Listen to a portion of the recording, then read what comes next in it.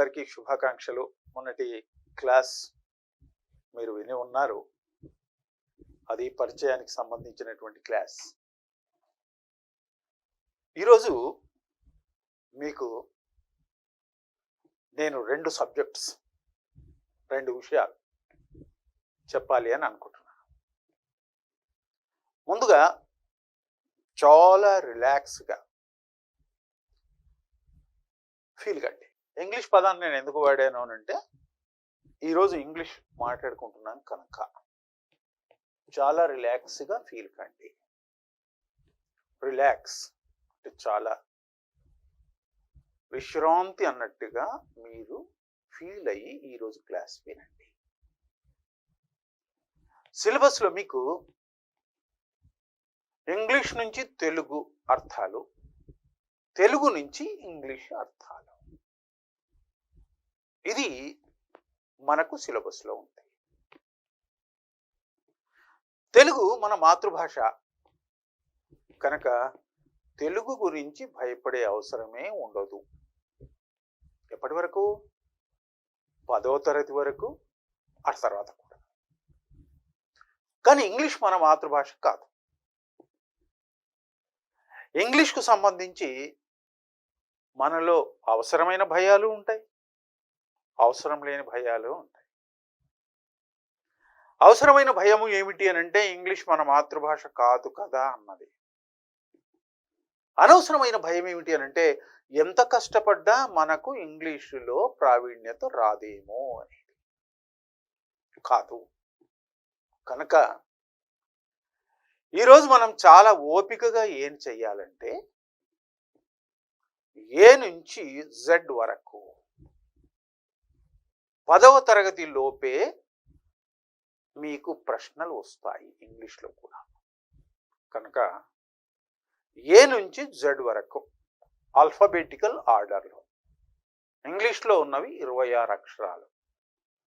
ఈ 26 అక్షరాల ఆల్ఫాబెటికల్ ఆర్డర్లో ABCDEFGHIJKLMNOPQRSTUVWXYZ ఇట్లా మనము ఎంపిక చేసిన పదాలు, వాటి అర్థాలేంటి, వీలైనప్పుడు ఇంగ్లీషు స్పెల్లింగ్,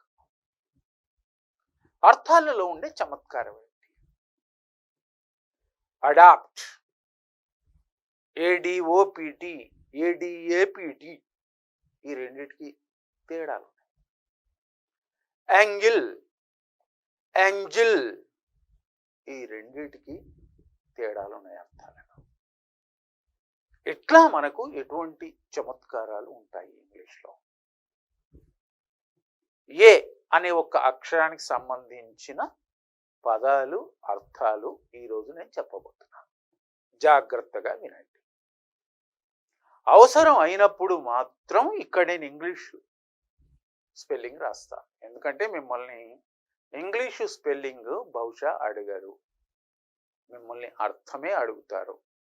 కనుక జాగ్రత్తగా ఆ అర్థాల గురించి వినండి. ఆల్ఫాబెట్ ఏ అయిపోయిన తర్వాత మీకు నేను ఇక్కడ వాక్యాలను తిరిగి తిరిగి రీకన్స్ట్రక్ట్ చేయడం ఎలా.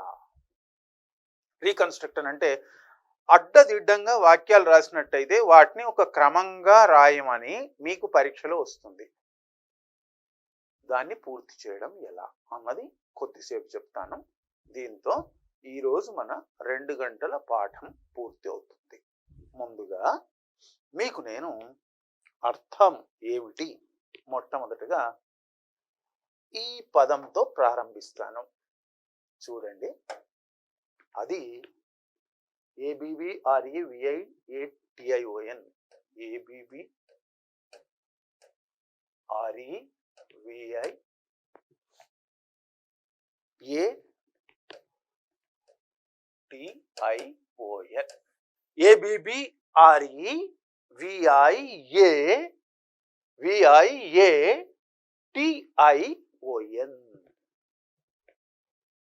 దీన్ని అబ్రివేషన్ అంటారు. అబ్రివేషన్ అంటే అర్థం ఏమిటి అంటే సంక్షిప్త రూపం.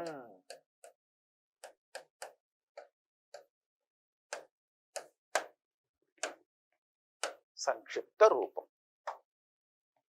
అబ్రివేషన్ అంటే అర్థం సంక్షిప్త రూపం. సంక్షిప్త రూపం అంటే ఫర్ ఎగ్జాంపుల్ హైదరాబాద్లో జూబ్లీ బస్ స్టేషన్ అని ఉంది. దాని సంక్షిప్త రూపం ఎట్లా చెప్తారు అని అంటే JBS. దీన్నే మనం సంక్షిప్త రూపం అంటాము. దాన్ని ఇంగ్లీష్లో అబ్రివేషన్ అంటారు. రాసుకోండి. రెండోది అబ్డక్ట్. అబ్డక్ట్ అంటే దీని అర్థం ఎత్తుకొని పోవడం.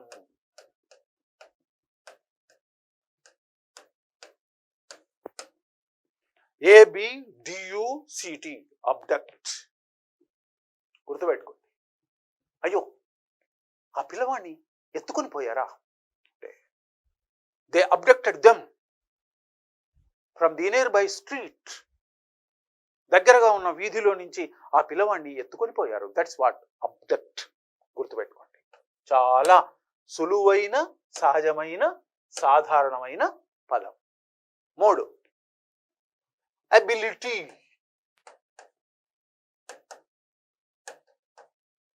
ABILITY.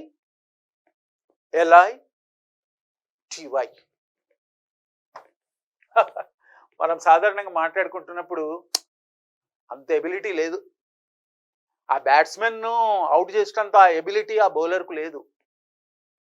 ఆ బ్యాట్స్మెన్ చాలా ఎబిలిటీ ఉన్న బ్యాట్స్మెన్ అని మీరు కూడా మాట్లాడుతూ ఉంటారు క్రికెట్ మ్యాచ్ చూసినప్పుడు. ఎబిలిటీ అంటే సామర్థ్యం. He is having that level of ability. ఆ స్థాయి సామర్థ్యం ఆయనకు ఉంది అంటారనమాట. అది ఎబిలిటీ. దీన్ని ఇంగ్లీష్లో ఇట్లా తెలుగు లిపిలో ఇట్లా రాయాలి, ఎబిలిటీ. మీకు అర్థమైంది అనుకుంటాను.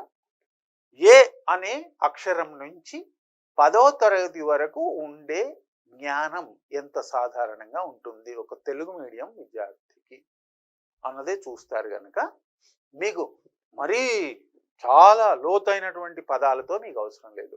ఇప్పటిదాకా నేను చెప్పిన 4 పదాలు మీరు విన్నవే, వినవలసినవే, వింటున్నవే, వినదగినవే, మీకు పరీక్షలో మీరు నేర్చుకోదగినవే. 1 అబ్రివేషన్, 2 అబ్డక్ట్, 3 ఎబిలిటీ. ఇప్పటి వరకు 3 విన్నాం. 4 ఇది మీరు నేను చెప్పగలను, ఇది మీరు వినలేదు. అది అబ్లేస్. అబ్లేస్ ఖచ్చితంగా నేను చెప్పగలను, చాలా మంది విని ఉండే అవకాశం లేదు. దీన్ని ఏమంటారంటే మండటం. ఫైర్ అన్నమాట, మంట ఏర్పడడం. In the summer it is naturally ablazing in the forest. అంటే ఒక అడవిలో దానంతటా అదే మంట అంటుకున్నది అన్నప్పుడు వాడేది అబ్లేజ్. గుర్తుపెట్టుకోండి, అబ్లేజ్. ఇక అబ్నార్మల్. ఇది గుర్తుపెట్టుకోండి, అబ్నార్మల్.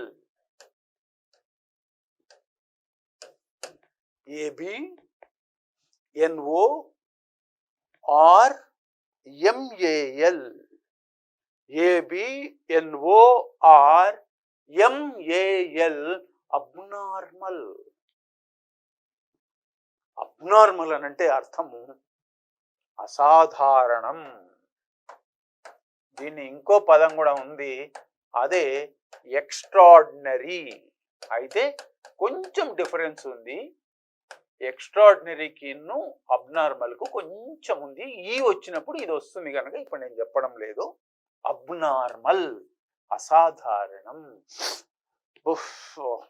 ఆ స్టూడెంట్ నాలెడ్జ్ అబ్నార్మల్ అండి అని వెంటనే ఊరుకోకుండా ఎక్స్ట్రాడినరీ అండి అంటారంటే అసాధారణం అని. Health condition is abnormal. సాధారణమైన స్థితిలో లేదు, అసాధారణం అని చెప్పడానికి వాడేది అబ్నార్మల్. తర్వాత abolish.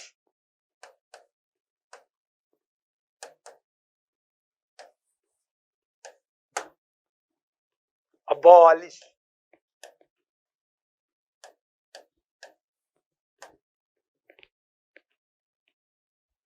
Government must abolish the corruption in the politics, in the governance machinery, in everywhere, in every aspect.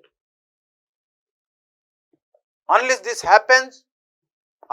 happens, country will not progress. ఇట్లా మాట్లాడతారు. దీని అర్థం ఏమిటి అని అంటే నిర్మూలన అన్నమాట. అబాలిషన్ అంటే నిర్మూలన.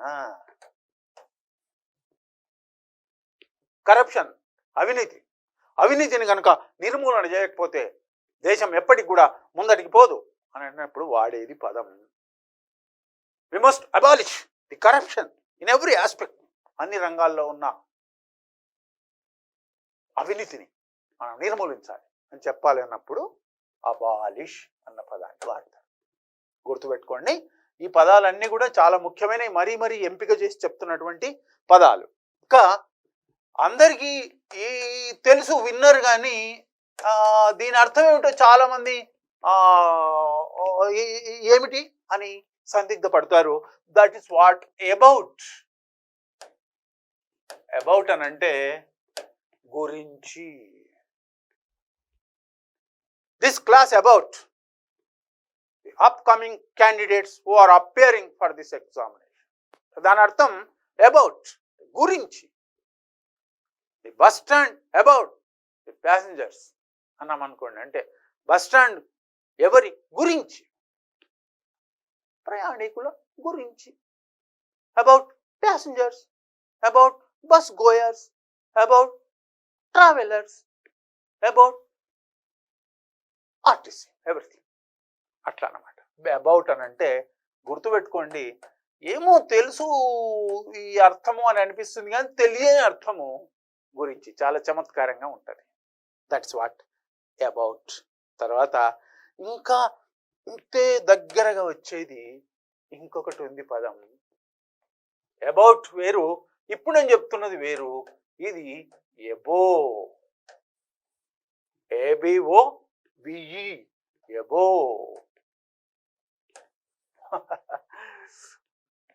సార్ మా పిల్లవాడు క్లాసులో ఎట్లా ఉన్నాడు సార్ అని ఒక నాన్న, ఒక డాడీ, ఒక క్లాస్ టీచర్ను స్కూల్లో అడిగాడు. అడిగితే ఆ టీచర్ చెప్పిన జవాబు, ఇంప్రూవ్ కావాలండి, ఈజ్ నాట్ ఎబో యావరేజ్ అన్నాడు. దాని అర్థం ఏమిటి? ఎబో అని అంటే ఎగువ లేదా పైన, యావరేజ్ కంటే పైన కాదు అని అన్నప్పుడు వాడిన పదం ఏమిటి? ఎబో. అబౌట్ అంటే గురించి, ఎబో అంటే పైన. ఇంత చిన్న ఒక అక్షరం, ఈ అనే ఒక అక్షరం అక్కడ ఉండడం, అక్కడ లేకపోవడం వలన ఎన్ని రకాలైనటువంటి తేడాలు వస్తాయో మీరు గమనించండి. ఈ రకంగా మనము చిన్న చిన్న పదాలను మనం మాట్లాడుకుంటూ పోద్దాం. అబ్రిడ్జ్, బ్రిడ్జ్ కాదు, అబ్రిడ్జ్. ఇది కొంచెం కఠినమైంది, మీరు ఇంతవరకు వినంది. మీరు బ్రిడ్జి అనే మాట విన్నారు కానీ అబ్రిడ్జ్ అనేది వినలేదు. అబ్రిడ్జ్ అంటే తగ్గించి అన్నమాట. ఫర్ ఎగ్జాంపుల్, పెద్ద ఒక 100 వారాలు వచ్చే సినిమా అని ఒక 100 వారాలు వచ్చే టీవీ సీరియల్ అని అనుకోండి. సాధారణంగా 100 వారాలు వస్తూనే ఉంటుంది టీవీ సీరియల్. చూసేవాళ్ళు చూస్తూనే ఉంటారు, నడిచేది నడుస్తూనే ఉంటుంది. అందుకనే అది ఒకటే ధారావాహికం అంటుంటారు అన్నమాట. కంటిన్యూషన్ ప్రాసెసింగ్, అది ఆగదు. కాలం ఆగిపోద్ది కానీ టీవీ సీరియల్ ఆగిపోదు. అటువంటి టీవీ సీరియల్ కనుక ఒకవేళ కొన్ని వారాలకే తగ్గించినట్టయితే, ఏ 10 వారాలు 12 వారాలు తగ్గించినట్టయితే దాన్ని ఏమందాం? అబ్రిడ్జ్డ్ పార్ట్ అంట. అంటే తగ్గించి వేసింది అనమాట. ఒక పెద్ద పుస్తకం ఉంటుంది, అంత పెద్ద పుస్తకము ఈ కాలంలో ఎవరు చదవరు కనుక దాని తర్వాత దాన్ని అచ్చేసే వాళ్ళు తర్వాత ఏం చేస్తారంటే దాని సారం పోకుండా అబ్రిడ్జ్డ్ ఎడిషన్ అని ఒక చిన్న ఎడిషన్ వేస్తారు. దాన్నే మనం తగ్గించి అని చెప్తాం. తర్వాత ఇంకా మీకు బాగా తెలిసిన పదాన్ని ఇప్పుడు నేను వాడుతున్నా. ఇది అబ్రివేషన్ తర్వాత మీకు బాగా తెలిసిన పదం ఇదే అని నేను అనుకుంటున్నా. అది యాబ్సెంట్. యాబ్సెంట్ అంటే మీకు తెలుసు, అదే యాబ్సెంట్ అని అంటే గైర్ హాజరీ.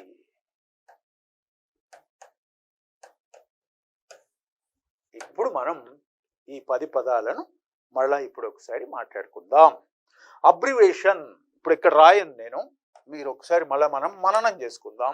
అబ్రివేషన్ ABBREVIATION అంటే సంక్షిప్త రూపం. అబ్డక్ట్ ABDUCT ఎత్తుకొని పోవడం. ABILITY ఎబిలిటీ సామర్థ్యం. ABLAZE బ్లేజ్ మండుతున్న. ABNORMAL అబ్నార్మల్ అసాధారణం. ABOLISH బాలిష్ నిర్మూలనం. ABOUT అబౌట్ గురించి. ABOVE అబౌవ్ ఎగువన. ABRIDZGE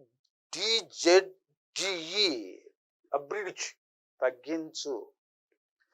ABSENT అబ్సెంట్ గైర్ హాజరీ. ఇప్పటికి మనకు 10 పదాలు అయిపోయినాయి. వీటిని మళ్ళీ మనం ఒక్కసారి ఊరికే నేను చదువుతూ ఉంటా. అబ్రివేషన్ సంక్షిప్త రూపం. ఆబ్జెక్ట్ ఎత్తుకొని పోవడం. అబిలిటీ సామర్థ్యం. అబ్లేజ్ మండుతున్న. అబ్నార్మల్ అసాధారణం. అబాలిష్ నిర్మూలన. అబౌట్ గురించి. అబోవ్ ఎగువన. అబ్రిడ్జ్ తగ్గించు. అబ్సెంట్ గైర్హాజరీ. అబ్సల్యూట్ కేవలం. అబ్జర్బ్ పీల్చుకొను. సారీ ఇంకా మొదలు కాలేదు కదా. అబ్సల్యూట్. ఇప్పుడు మనకు 10వది అయిపోయింది, 11వది వస్తున్నది. అది అబ్సల్యూట్. ABSOLUTE ABSOLUTE ఇది అబ్సల్యూట్ అందాం. ఇది మీకు సులువుగా అర్థమయ్యేటందుకు ఇట్లా రాసిన నేను, లేకపోతే ఇంకా కొంచెం అబ్సల్యూట్ ఇట్లా రాయాలి, అది మీకు ఇబ్బంది కనుక ఇట్లా రాసి చూపిస్తున్నాను. ABSOLUTE absolute. ABSOLUTE absolute. దీన్ని మనం ఇది మనకు ఎప్పుడు విన్నట్టే అనిపిస్తుంటది. దీని అసలైన అర్థము మనము డిక్షనరీ చూసి పరిశీలిస్తే కానీ తెలియదు. Absolute absolute absolute correct, absolute wrong. బా మీరు చెప్పింది అబ్సల్యూట్. What is absolute? ఇటువంటివే ప్రశ్నలుగా మనకు వచ్చే ప్రమాదం ఉంటుంది కనుక గుర్తుపెట్టుకోవాలి. అబ్సల్యూట్ అంటే కేవలం. ఎప్పుడైనా ఎలక్షన్ రిజల్ట్స్ వచ్చినప్పుడు మీరు వినండి, వార్తలు వింటున్నప్పుడు, it is more than absolute majority in the assembly, it is more than absolute majority in the house, it not reached up to the absolute majority mark in the house. అంటే కేవలం గుర్తుపెట్టుకోండి. Absolute అంటే కేవలం. తర్వాత absorb.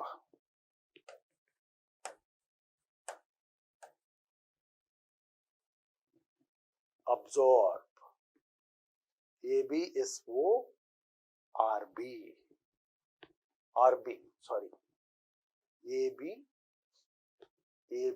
ABSORB absorb. ABSORB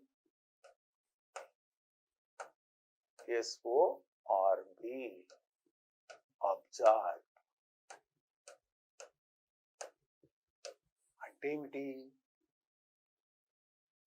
ఎప్పుడైనా మీకు observe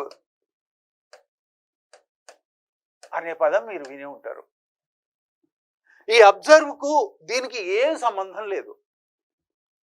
ఈ observe అని అంటే బాగా అబ్జర్వ్ చేస్తున్నాడు సారు, మాట్లాడకు క్లాసులో, ఆ అర్థం వేరు. అతను అబ్జర్వ్ అయిపోయాడా ఉద్యోగంలో, అబ్జర్వ్ అయిపోయాడా ఉద్యోగంలో అనడం వేరు. ఇది కలిసిపోవడం, లోపల కలిసిపోవడం. మొన్న వ్యాక్సిన్ తీసుకున్నాను, అది నా దేహంలో అబ్జార్బ్ అయిపోయింది. మొన్న వ్యాక్సిన్ తీసుకునేటందుకు నేను వెళ్ళాను, అక్కడ చాలామంది వ్యాక్సిన్ వేసుకునేటందుకు లైన్లో నిలబడి ఉండడాన్ని నేను అబ్జర్వ్ చేశాను. రెండు వేరు వేరు. ఇది అబ్జర్వ్, ఇది అబ్జర్వ్. ఇది వేరే స్పెల్లింగ్, ఇది వేరే స్పెల్లింగ్. కానీ వింటున్నప్పుడు మాత్రం మనం సరి అయినటువంటి సాధన చేయకపోతే రెండు పదాలు ఒకే రకంగా వినిపించే అవకాశం ఉంది. ఇటువంటివే ప్రశ్నలుగా వస్తాయి కనుక తప్పు చేసే అవకాశం చాలా ఉంటుంది. ఇప్పుడు అర్థమైంది కదా, దిస్ ఇస్ వాట్ అబ్జర్వ్. ప్రతి 10 అయిపోయిన తర్వాత, 10 పదాలు అయిపోయిన తర్వాత నేను మళ్ళీ మీకు ఒకసారి రివ్యూ చేస్తుంటాను, టెన్షన్ పడొద్దు. Next abstract.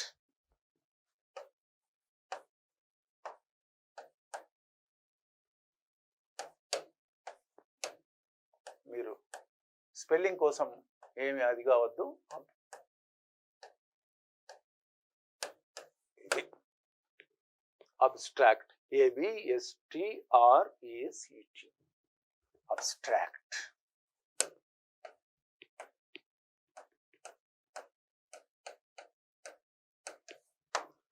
పెద్ద పెద్ద ఇంత ఏమైనా కానీ పెద్ద పెద్ద పుస్తకాలు రాసేటప్పుడు చాప్టర్స్ అని పెడతారు, ఒక్కొక్క దానికి ఒక్కొక్కటి అన్నమాట.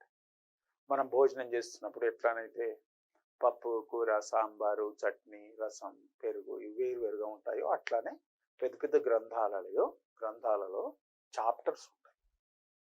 ఆ చాప్టర్స్కు ముందు అబ్స్ట్రాక్ట్ అనేది ఒకటి 2-3 పేరాలలో ఉంటుంది. దాన్నే మనం సారాంశం అంటారు. సారాంశం. ఇది కూడా మీకు 10వ తరగతి లోపు తెలవవలసిన పదాలలో ఒకటి కనుక అబ్స్ట్రాక్ట్ ఈజ్ సారాంశం, గుర్తుపెట్టుకోండి. Next abuse.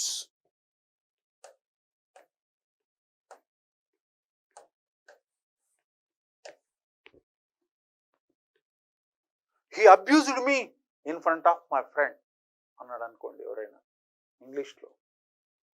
అంటే దాని అర్థం, నా మిత్రుని ఎదురుగా అతను నన్ను నిందించాడు. అబ్యూజింగ్ అని అంటే నిందించడం. అబ్యూజ్ నింద, తిట్టడం, దుర్భాషలాడడం అని కూడా అనుకోవచ్చు. దాన్నే మనం తిట్టడం అంటే సింపుల్గా ఉంటుంది, తెలుగులో చెప్పినట్టుగా ఉంటుంది. అబ్యూజ్, ABUSE, అబ్యూజ్, తిట్టడం. అట్లాగే ఇప్పుడు బాగా గుర్తుపెట్టుకోవాల్సిన ఇంకొక పదం అకాడమీ. ఇది కూడా మీరు చిన్నప్పటి నుంచి వింటున్నదే, కానీ అర్థం సరిగ్గా అర్థం కానిదే. అబౌట్ వింటున్నదే, ఎబో వింటున్నదే, అబ్సల్యూట్ వింటున్నదే, అకాడమీ వింటున్నదే, అర్థం స్పష్టంగా తెలియదు. అది మన తప్పేం కాదు, ఎందుకంటే అర్థం స్పష్టంగా తెలుసుకునే అవసరం మనకి ఇప్పుడే వచ్చింది కనుక తెలుసుకుంటున్నాం, అంతే, తప్పేం లేదు. అకాడమీ అంటే విద్యా సంస్థ. మీరు ఇప్పుడు చదువుకుంటున్న డిగ్రీ కాలేజ్ కానీ, ఇంటర్మీడియట్ కాలేజ్ కానీ, ఇంజనీరింగ్ కాలేజ్ కానీ, ఇట్ ఈస్ అన్ అకాడమీ. మీరు మీ చిన్నప్పుడు చదువుకున్న గవర్నమెంట్ హై స్కూల్ కానీ, ప్రైవేట్ హై స్కూల్ కానీ, ఇంకేదైనా రెసిడెన్షియల్ హై స్కూల్ కానీ, అకాడమీ. అకాడమీ అంటే విద్యా సంస్థ. నెక్స్ట్ ఇది మీరు వినని ఒక పదం వస్తున్నది, జాగ్రత్తగా చూడండి. అది యాక్సిలరేట్.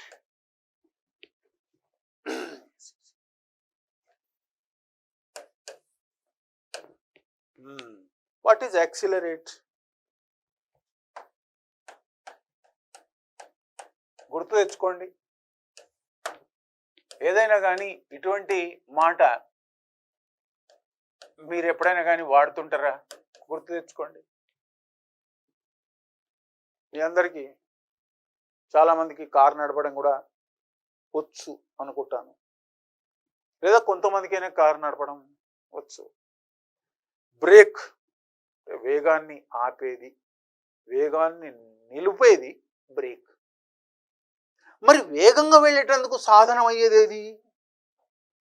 మీకు తెలుసు, ఎక్సలేటర్. ఎక్సలేటర్ ఎక్సలేటర్ డౌన్ చేయండి, డౌన్ చేయండి అనడం మనం వింటుంటాం. ఆ ఎక్సలేటర్ అనే పదం ఇక్కడి నుంచే పుట్టింది. యాక్సిలరేట్ వేగాన్ని పెంచేదన్నమాట. యాక్సిలరేటింగ్ అని అంటే వేగాన్ని పెంచడం. గుర్తుపెట్టుకోండి, యాక్సిలరేట్ వేగాన్ని పెంచడం. ఇప్పుడు నెక్స్ట్ యాక్సెంట్.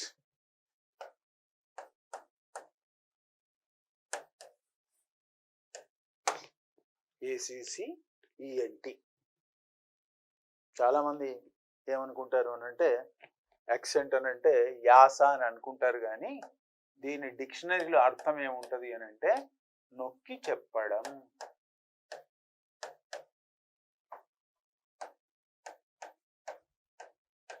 యాక్సిడెంట్ కాదండి, యాక్సెంట్. యాక్సిడెంట్ అని అనుకునే అవకాశం ఉంది కనుక యాక్సిడెంట్ కాదు, ఇట్ ఈస్ యాక్సెంట్. యాక్సెంట్ అని అంటే నొక్కి చెప్పడం.